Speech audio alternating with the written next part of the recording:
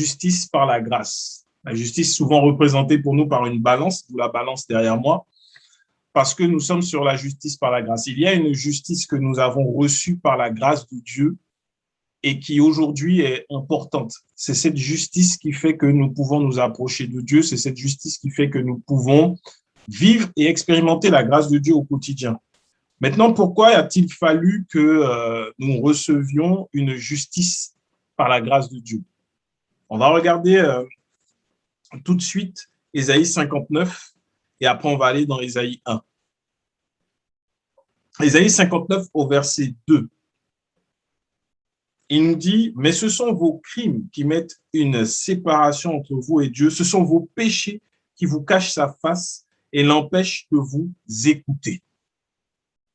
Ce sont vos péchés qui vous cachent sa face et l'empêchent de vous écouter. Ça, c'est extrêmement important de réaliser que dans l'ancienne alliance, sous la loi, le péché avait le pouvoir de nous cacher la face de Dieu et d'empêcher que Dieu nous écoute, que Dieu entende nos prières.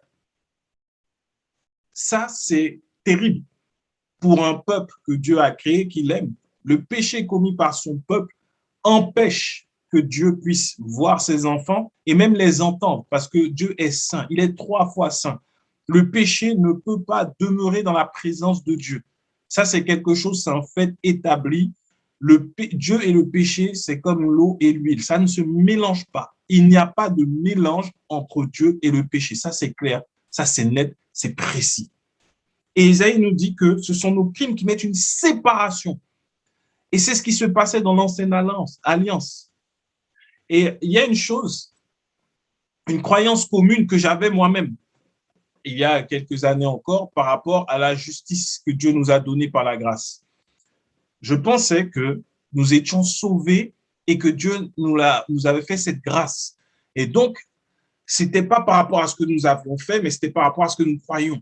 Parce que nous avons cru en Jésus, le salut pour nos péchés, pour nos fautes. Jusqu'à là, pas de problème.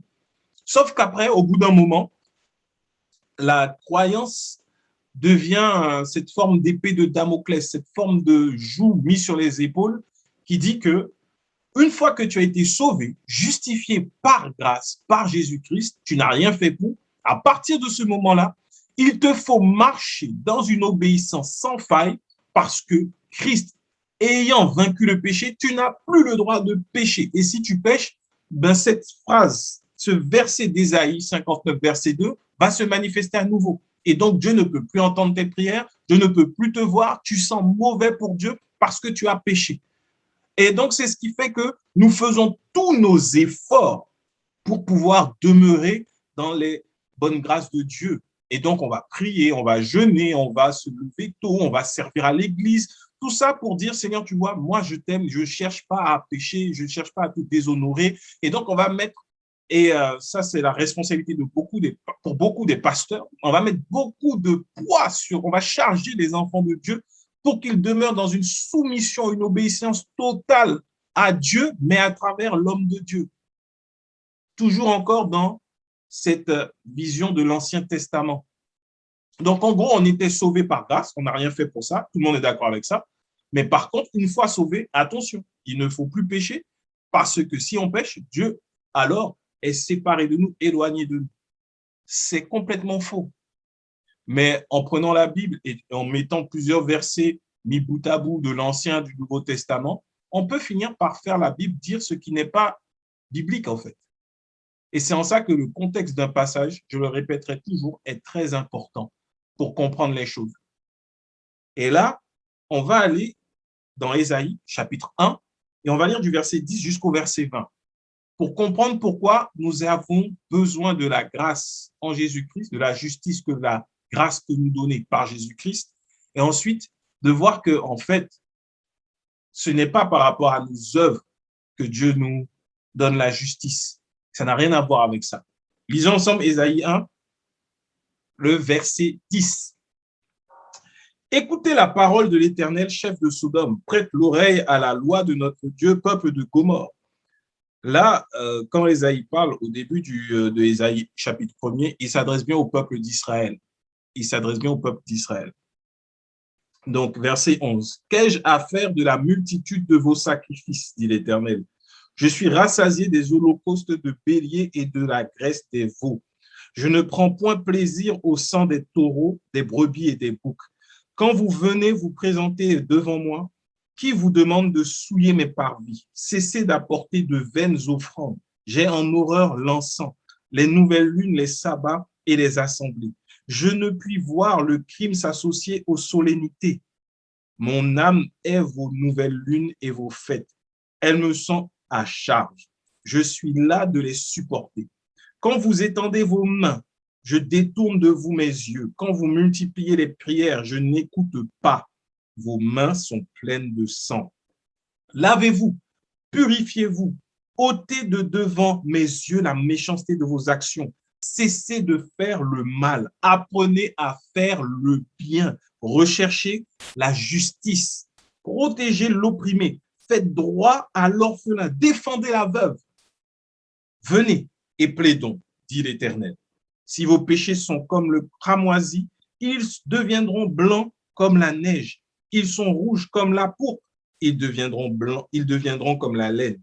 Si vous avez de la bonne volonté et si vous êtes docile, vous mangerez les meilleures productions du pays. Mais si vous résistez, si vous êtes rebelle, vous serez dévorés par le glaive, car la bouche de l'Éternel a parlé.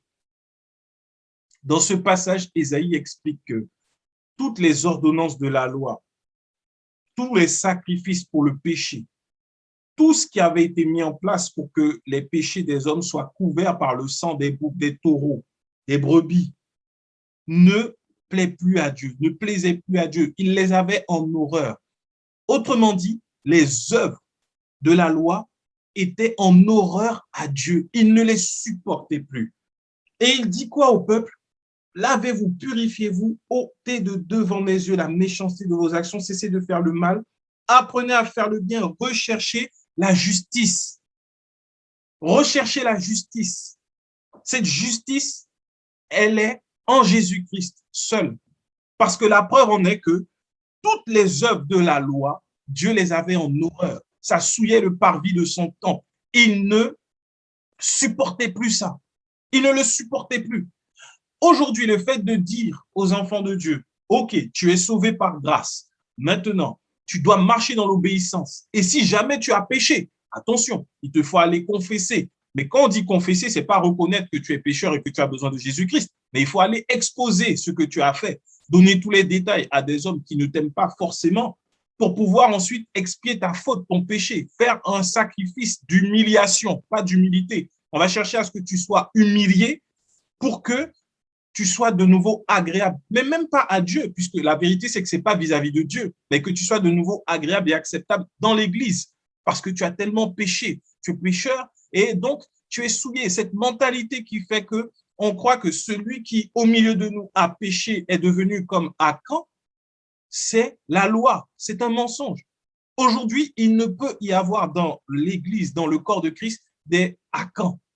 Sinon, ça voudrait dire que Jésus-Christ n'a pas vaincu le péché et que le péché peut encore venir souiller Christ. C'est impossible. Akan, c'est celui qui, dans l'Ancien Testament, était avec le peuple d'Israël et qui avait pris des objets dévoués par interdit, alors que Dieu avait dit de tout dévouer par interdire, c'est interdit de tout brûler, de tout détruire. Il en a gardé un peu, et c'est celui qui, lorsqu'il a été exposé, la terre s'est ouverte pour le recevoir, lui et toute sa famille. Et c'est à cause de lui que le peuple d'Israël avait eu des défaites terribles, alors que Dieu leur avait promis la victoire. Donc aujourd'hui, on dit aux enfants de Dieu que si tu pêches, dans la grâce, après la mort de Jésus, on leur dit que si tu pêches, tu souilles l'Église et qu'à cause de toi, les prières ne seront pas entendues. En s'appuyant sur quoi? Ésaïe 59 dit qu'il y a une séparation.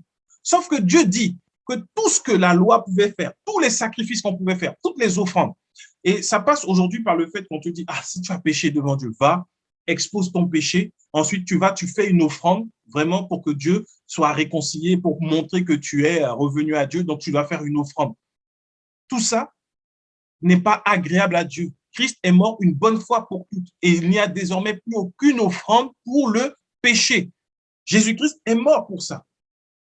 Il est mort pour ça. Et c'est ce que Dieu dit déjà dans Ésaïe en disant recherchez la justice. Recherchez la justice. Quelle est cette justice? C'est la justice que Dieu lui seul peut donner par la grâce. Et nous le verrons au fur et à mesure de ce message. On prend le temps, on va y aller, on va avancer au fur et à mesure.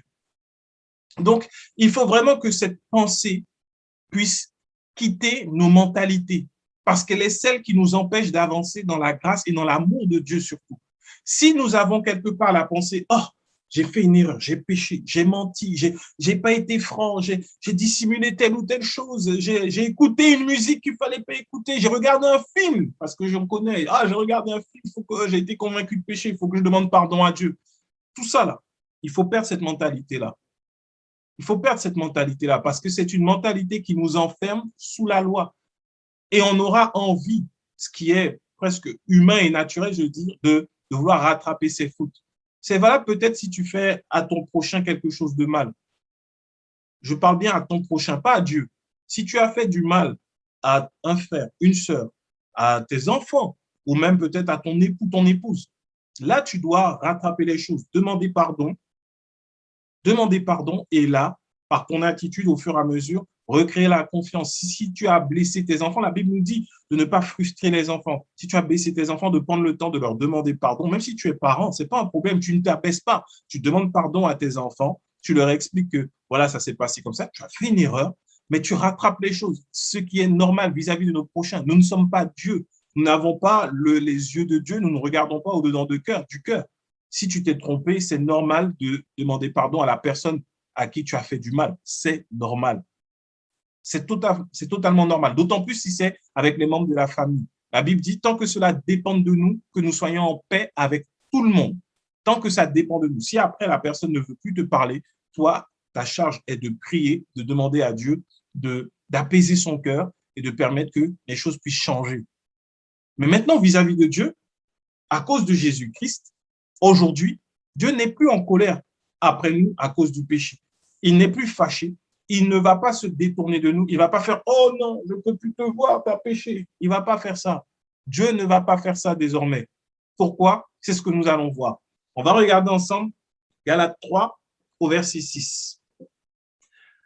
Galates 3, verset 6, qui nous dit « Comme Abraham crut à Dieu, et que cela lui fut imputé à justice, reconnaissez donc que ce sont ceux qui ont la foi qui sont fils d'Abraham.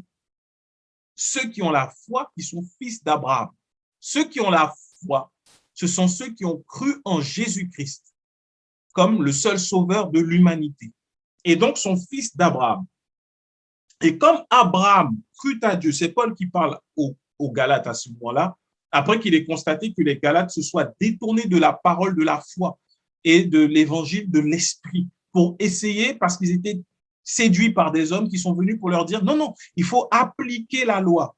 Et là, il leur dit, comme Abraham crut à Dieu et que cela lui fut imputé à justice. Imputé à justice. Avant même que Christ ne soit manifesté, Abraham fut imputé à justice par Dieu. Pourquoi?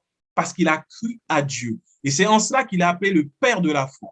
Et lorsque Abraham a cru à Dieu, il a cru à Dieu avant que la circoncision ne soit donnée comme un signe d'alliance entre lui et Dieu, entre le peuple d'Israël et Dieu. Ce qui veut dire qu'Abraham est le père des circoncis, des incirconcis. Ça veut dire qu'il est le père de la nation d'Israël, mais il est également le père de toutes les nations, de tous ceux qui croiront, circoncis ou non, parce qu'il a cru à Dieu avant que tout signe ne lui ait été donné. Donc, c'est par la foi que Abraham fut imputé à justice, qu'Abraham donc fut justifié devant Dieu. Et même d'autres passages nous disent que c'est alors qu'on l'a appelé ami de Dieu. Lui qui était serviteur de Dieu parce qu'il a cru à Dieu et que cela lui fut imputé à justice, il est donc devenu ami de Dieu. C'est rare de voir un serviteur devenir l'ami de son maître. Mais parce qu'Abraham a cru à Dieu et qu'il a été imputé à justice, alors il est devenu ami de Dieu. Nous, aujourd'hui, qui croyons en Jésus-Christ, en tant qu'enfants d'Abraham, nous également, nous sommes donc imputés à justice. Maintenant, tu me diras, mon frère, c'est très bien ce que tu dis, mais imputé, là, qu'est-ce que ça veut dire? Parce qu'on en parle, on en parle. Alors, imputé, le mot imputé, c'est le mot logizomai. Logizomai. qui est généralement traduit par penser, raisonner, imputer, être imputé, estimer, croire, se dire, considérer. Bref, ce mot concerne la réalité. Il ne concerne pas quelque chose qui va se passer, ce n'est pas imaginer, mais ça concerne des faits concrets, des faits réels. Logizomai. Ça veut dire que quand tu penses, quand tu réfléchis, par exemple, au fait que tu regardes ton livret A, que tu vois que tu as 5 000 € dessus. Et quand tu pars et tu réfléchis à ton livret, tu réfléchis, tu dis, oui, j'ai 5 000 € dessus. C'est logique, c'est normal, parce que c'est ce qu'il y a sur ton livret. C'est la réalité. Tu logisomai sur ce qu'il y a dans ton livret. Et aujourd'hui, quand Dieu nous a imputés à justice, nous sommes imputés à justice. Ce n'est pas quelque chose qui va se passer, mais c'est quelque chose qui est établi. C'est un fait accompli, établi. Nous sommes justifiés. Pourquoi? Parce que Jésus à la croix est mort. Quand il est mort et que son sang a coulé, nous avons été justifiés. Ésaïe nous révèle que Christ, il a porté nos douleurs, nos souffrances. Il a subi en lui, dans sa chair, le châtiment qui produit la paix. Tous nos péchés ont été déposés sur Jésus-Christ afin que nous soyons justifiés et que nos péchés ne soient plus une séparation entre nous et Dieu, mais que désormais nous soyons réconciliés avec le Père, ce que nous verrons au fur et à mesure. Et donc, nous sommes constamment imputés à justice. En faisant des recherches sur ce mot imputé, parce que je vous assure que de nos jours, bon, ce n'est pas un mot qu'on utilise beaucoup, mais en termes juridiques, lorsqu'on impute quelque chose à quelqu'un, c'est-à-dire que les accusations qu'il accomplit, qu'elles soient fondées ou pas, on lui met sur le dos. Ce sont des accusations à charge. On lui impute le meurtre de telle ou telle personne. Ce qui veut dire que devant le tribunal céleste, lorsque l'accusateur de nos âmes, lorsque le diable vient pour dire à Dieu, oui, tu vois, elle a menti hier, il a volé aujourd'hui, et regarde, hier, il était dans l'idolâtrie. Comment tu peux l'aimer aujourd'hui? Comment tu peux lui accorder ta protection? Comment tu peux accepter qu'il vienne te parler? Regarde ce qu'il a fait, regarde ça, regarde ça.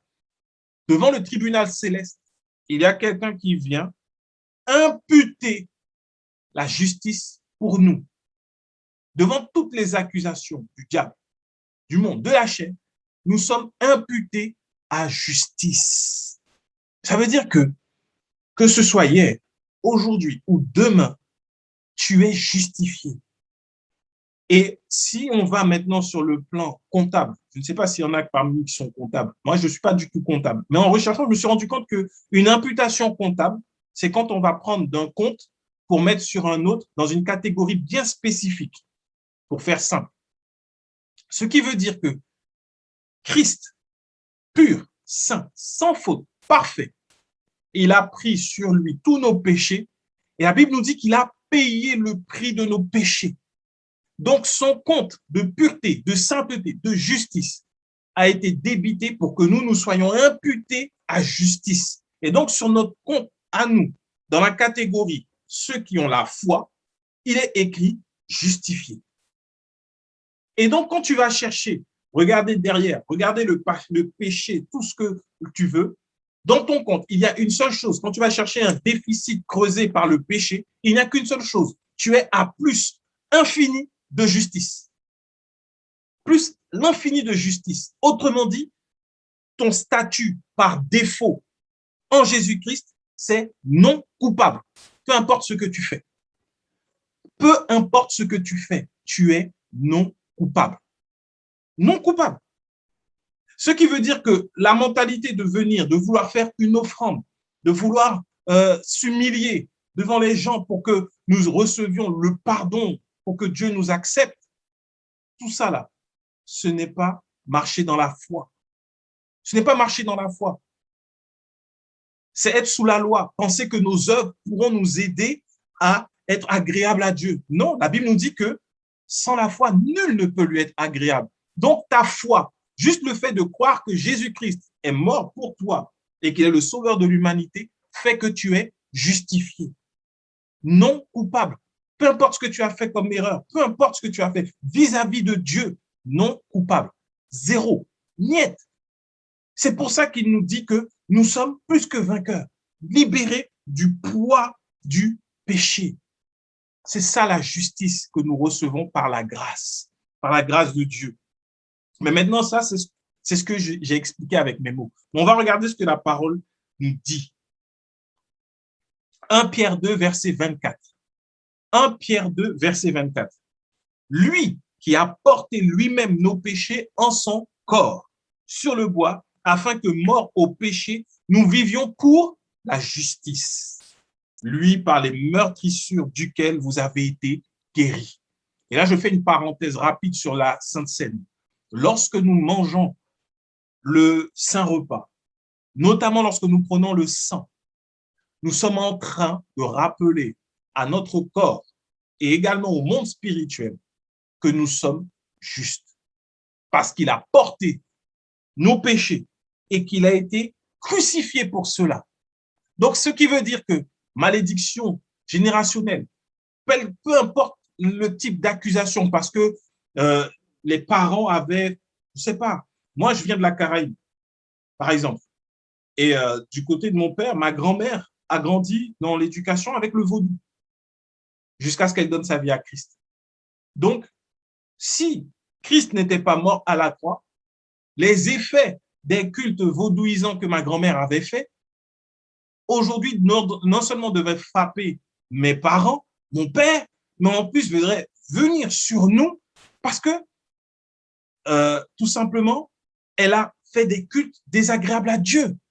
Mais parce que Jésus-Christ est mort, une fois que nous sommes entrés dans la foi, toute forme de malédiction s'arrête par le sang de Jésus. Nous déclarons que c'est fini. Là, le vaudou, les lois, ce sont les divinités priées par les vaudouisants.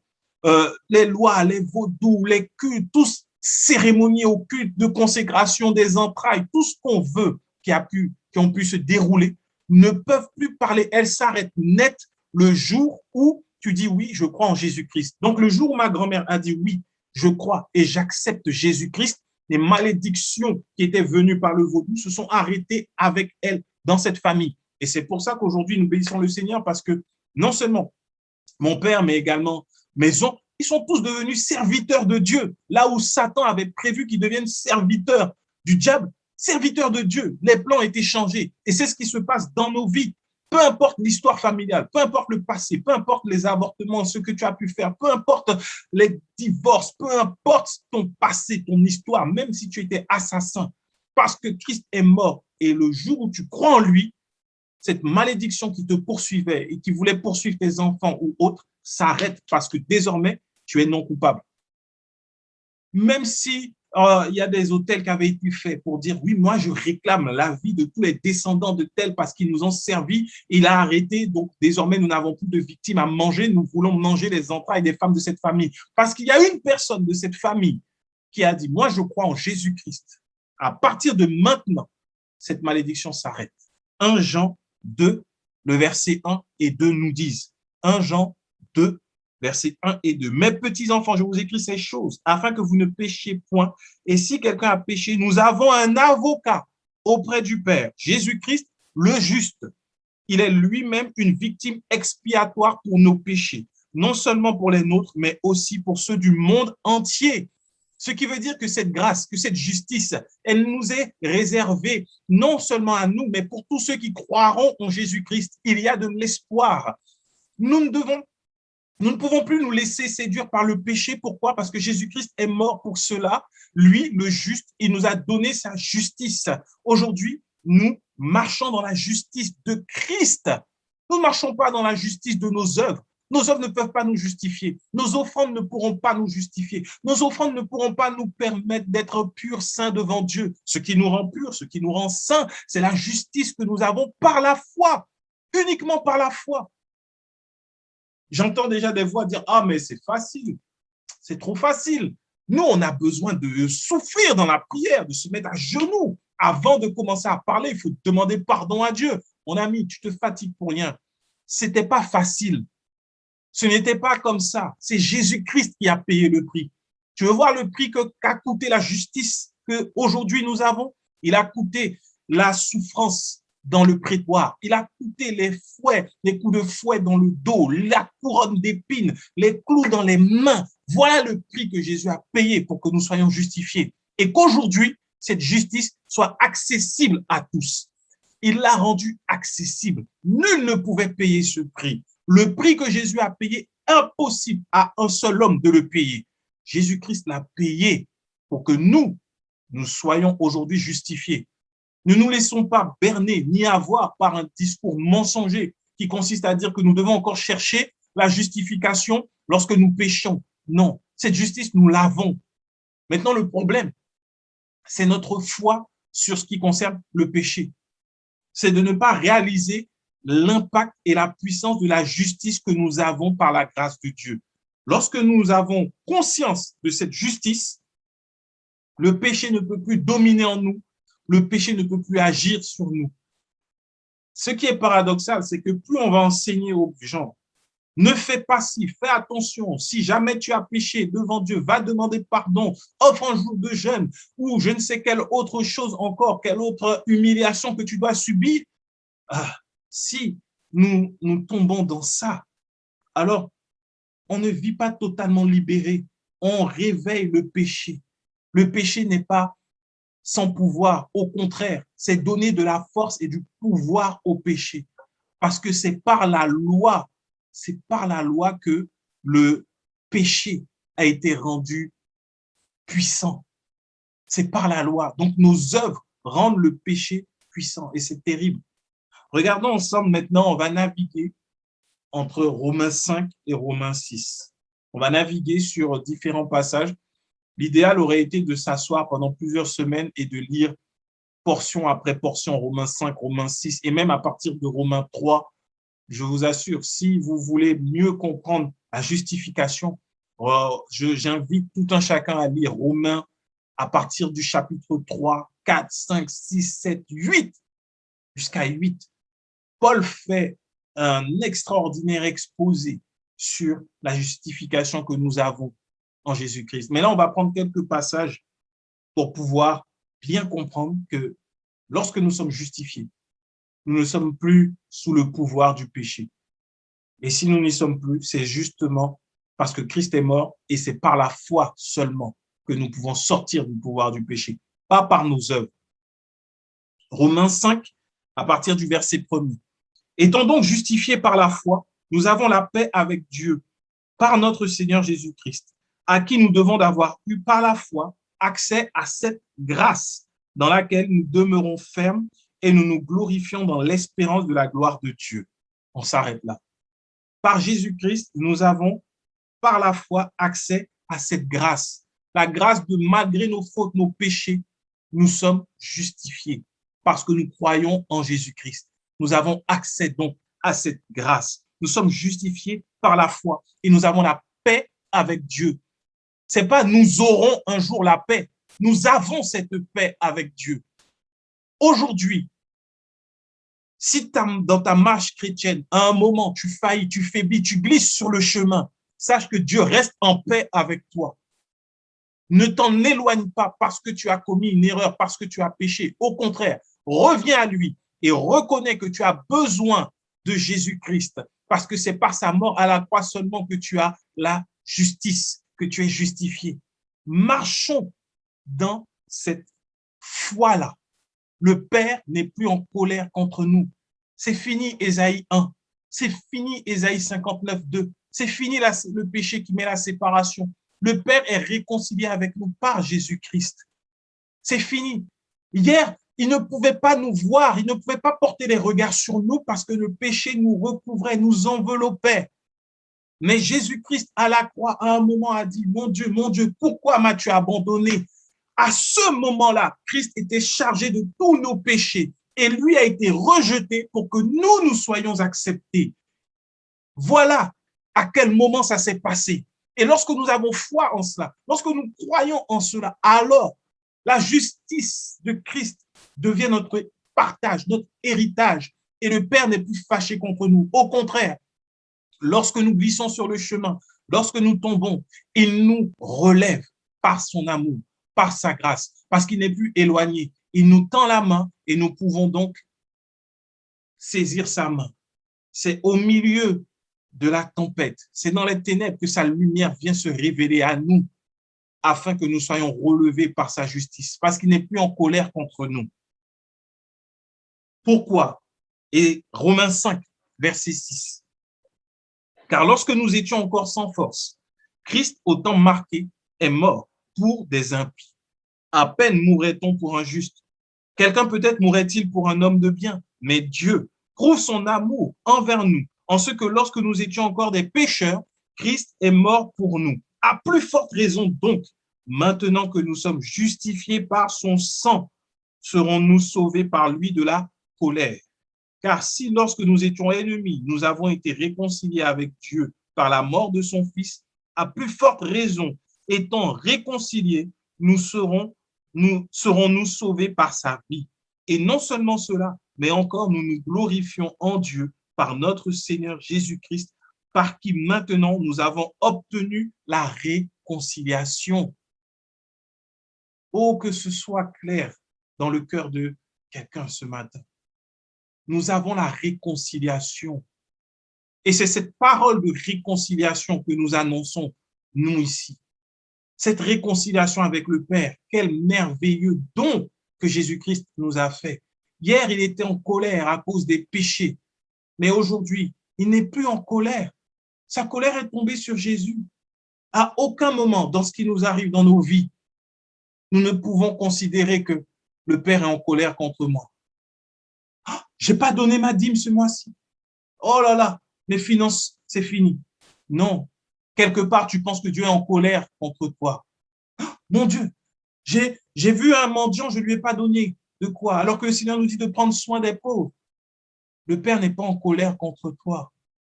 Le Père n'est pas en colère contre toi parce que tu ne t'es pas levé pour lire la Bible. Le Père n'est pas en colère contre toi parce que tu as du mal à prier. Non. Au contraire, par son esprit, il va te dire, mais en fait, c'est dans ton intérêt de prier, c'est dans ton intérêt de lire la Bible, pour mieux connaître le Père, pour mieux avoir sa présence avec toi. C'est nous qui perdons quelque chose lorsque nous ne le faisons pas, mais Dieu, lui, n'est pas en colère. Il nous a donné sa parole, il nous a donné la capacité de prier pour que nous puissions garder cette relation avec lui, mais lui, il est là, toujours disponible à tout moment. Il n'y a pas un moment particulier où Dieu est plus à l'écoute qu'un autre. Il est à l'écoute constamment de ses enfants parce que Christ a brisé le mur de séparation, parce qu'il nous a justifiés. Et désormais, quand Dieu pose les regards sur toi, sur moi, il ne voit plus nos péchés, il ne voit plus les péchés de nos parents, il ne voit plus les péchés de nos ancêtres de génération en génération, mais il voit la justice de Jésus-Christ, il voit la pureté de Christ, il voit quelqu'un de pur, de saint, de blanc. Et lorsque le péché voudrait venir souiller la robe, il vient nettoyer cette robe par le sang de Jésus. Voilà pourquoi nous prenons la Sainte Seine. Nous rappelons constamment que nous sommes justifiés par le sang. C'est ainsi que Dieu nous voit. On va au verset 14 de Romains 5 qui nous dit que cependant, la mort a régné depuis Adam jusqu'à Moïse, même sur ceux qui n'avaient pas péché par une transgression semblable à celle d'Adam, lequel est la figure de celui qui devait venir. Mais il n'en est pas du don gratuit comme de l'offense, car si par l'offense d'un seul, il en est beaucoup qui sont morts, à plus forte raison, la grâce de Dieu et le don de la grâce venant d'un seul homme, Jésus-Christ, ont-ils été abondamment répandus sur beaucoup. Et il n'en est pas du don comme de ce qui est arrivé par un seul qui a péché, car c'est après une seule offense que le jugement est devenu condamnation, tandis que le don gratuit devient justification après plusieurs offenses. Donc, si par l'offense d'un seul, la mort a régné par lui seul, à plus forte raison, ceux qui reçoivent l'abondance de la grâce et du don de la justice régneront-ils dans la vie par Jésus-Christ, lui seul.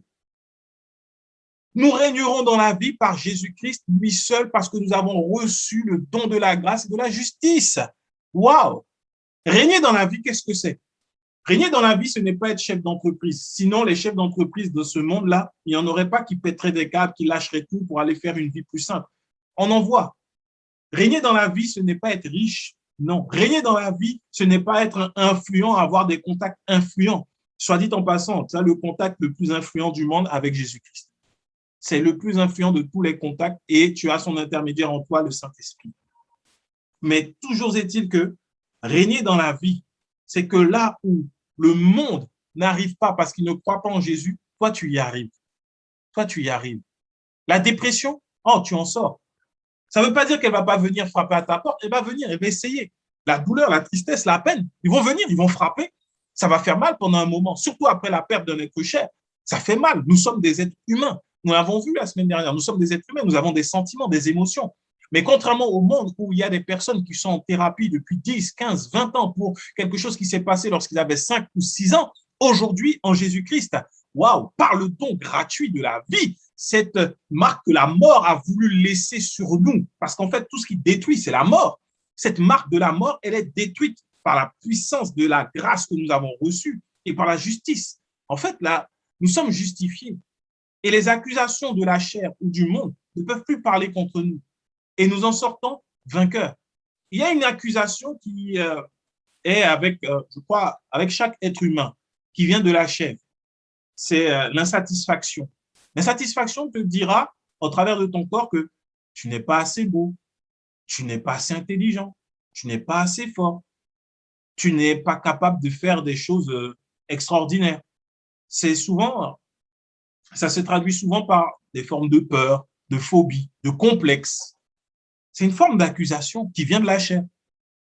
Ta propre chair qui est en inimitié avec Dieu, qui refuse donc que toi tu es justifié, veut t'accuser. Et donc, c'est là qu'on va voir beaucoup de personnes faire beaucoup de choses. Il y en a qui vont devenir sportifs de haut niveau. Il y en a qui vont devenir super musclés, super minces. Il y en a qui vont aller vers la chirurgie esthétique. Il y en a qui vont se tourner vers la politique. Pourquoi? Pour faire taire la voix de l'accusation de la chair qui t'accuse de ne pas pouvoir réussir. Et donc, tu vas tout faire pour réussir. Si ce n'est pas ta chair, des fois, c'est l'environnement. Ou sinon, quand tu regardes dans le miroir, ta chair va te dire, tu vois, tes yeux là, ils sont pas assez grands. Il faut que tu changes ça. Comment tu peux sortir? Comment les gens peuvent te regarder? Franchement, regarde comment tu es chauve.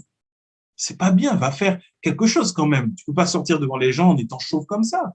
Ou regarde encore, regarde comment tu es gros. Regarde comment. Ce sont des accusations. Nous sommes justifiés. Peu importe l'origine, le péché par le diable, la chair va toujours essayer de te faire te détester en t'accusant. Mais en Jésus-Christ, toutes les accusations se taisent. Et lorsque tu prends le sang de Jésus dans ce saint repas-là et que tu es conscient que c'est le sang de la justification, alors ces voix-là au-dedans de toi, elles vont se taire. La voix de la chair n'aura plus aucun pouvoir. Le pouvoir du péché est détruit par la justice de Christ. Donc, si tu as des complexes, si tu as des défis, si tu as des voix, des accusations internes, persévère dans le saint repas.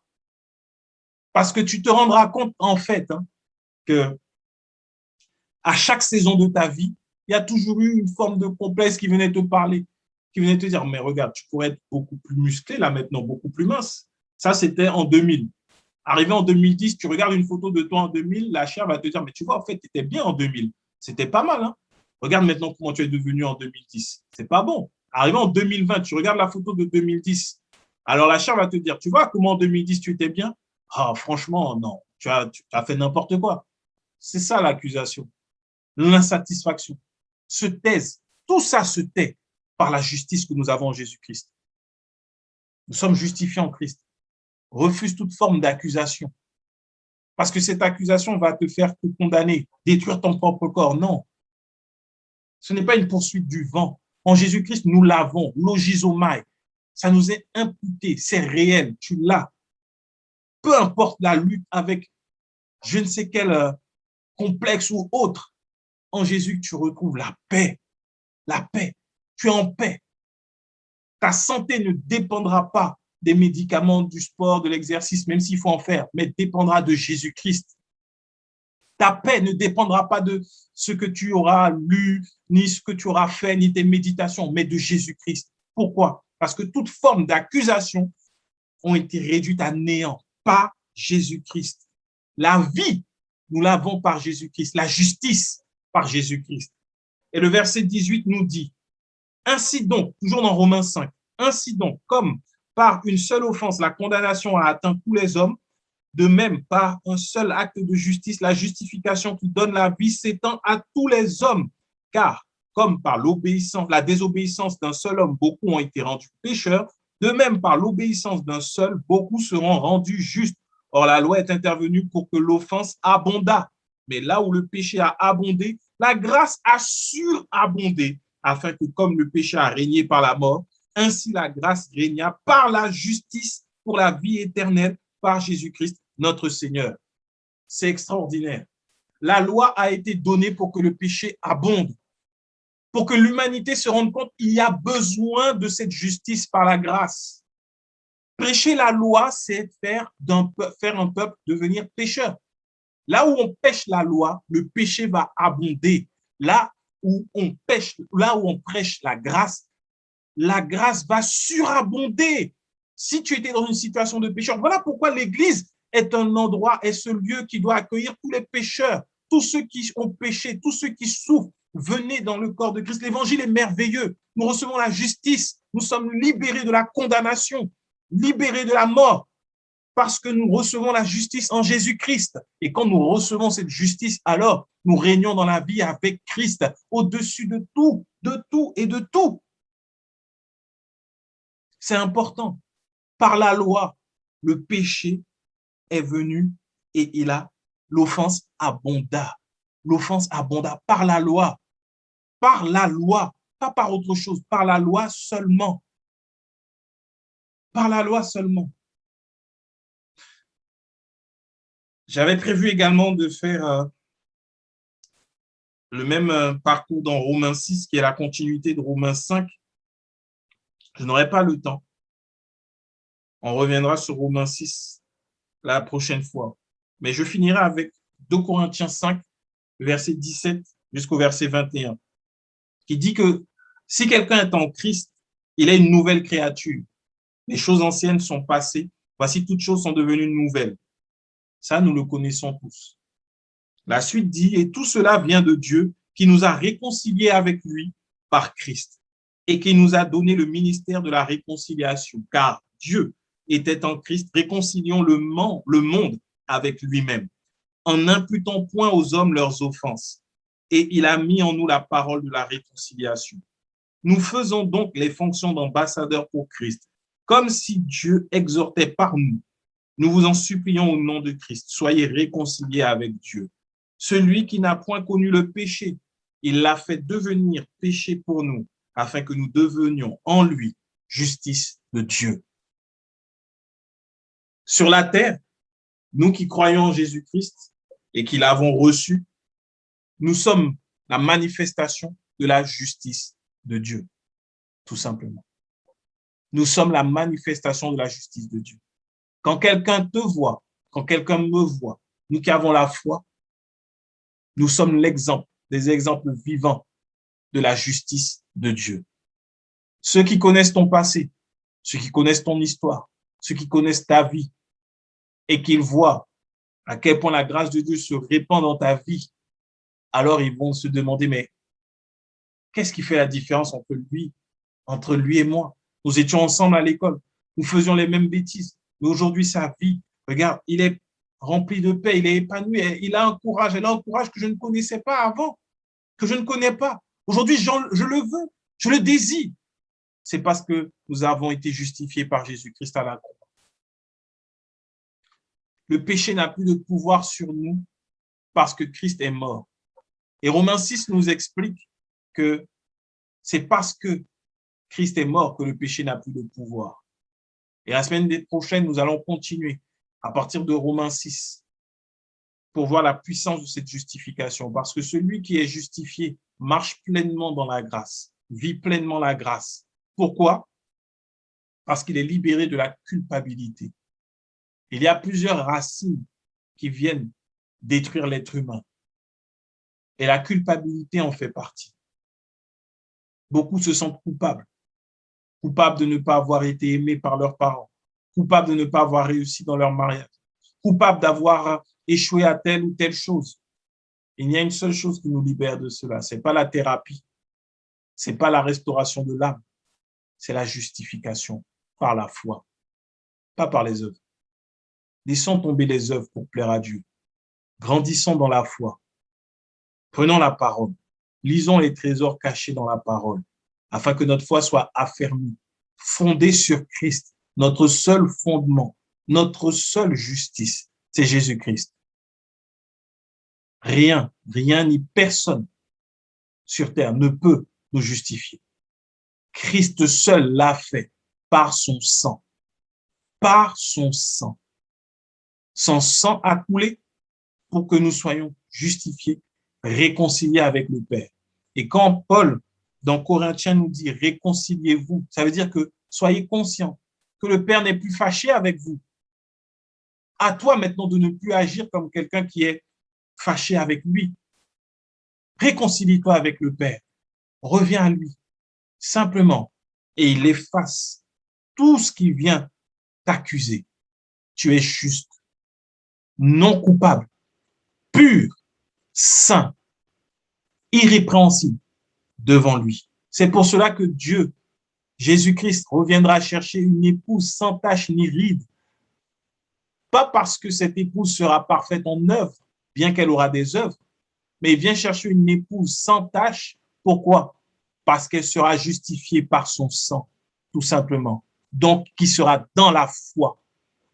C'est pour ça qu'il est dit que quand le Fils de l'homme reviendra, trouvera-t-il de la foi? Nous avons besoin de cette foi pour être justifiés. Dans les contes célestes, il y a ceux qui ont la foi et ceux qui n'ont pas la foi. Ceux qui ont la foi, il y a une imputation comptable qui se fait, la justice. Ceux qui n'ont pas la foi sont condamnés, la colère. Et c'est pour cela que nous sommes sauvés. Nous sommes sauvés par la foi en Jésus-Christ. Dieu nous bénisse tous. Seigneur, merci encore pour ta présence, ton amour, ta grâce. Merci pour la justification que tu nous donnes. Nous voulons marcher dans cette paix avec toi, réconciliés, en étant conscients que nous sommes réconciliés, que par Jésus-Christ, il n'y a désormais plus aucune condamnation pour nous, qu'il n'y a plus de séparation entre toi et nous. Nous sommes justifiés. Et lorsque tu regardes sur la terre, ceux qui ont foi en toi, tu vois tes enfants justifiés seulement. Tu ne vois pas des coupables condamnés ni condamnables, mais au contraire, tu vois des justes justifiés par le sang et dignes de recevoir la vie. Merci encore pour ta parole, qu'elle puisse nous faire du bien et qu'elle soit, Seigneur, en nous enracinée et qu'elle porte du fruit. Nous voulons marcher dans la foi et demeurer dans la foi en toi. Père, c'est avec amour et reconnaissance que nous te prions dans le nom de Jésus. Amen.